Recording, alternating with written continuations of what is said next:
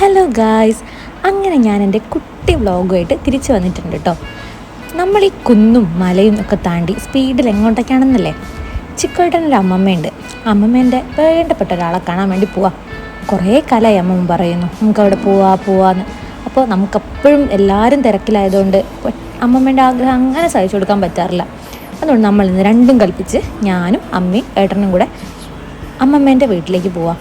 അവിടുന്ന് അമ്മമ്മേനെയും കൂട്ടിയിട്ട് വേണം നമുക്ക് പോകാൻ വേണ്ടിയിട്ട്. തോടരൂർ എത്തിയപ്പോൾ ഇങ്ങനൊരു ബ്ലോക്ക്.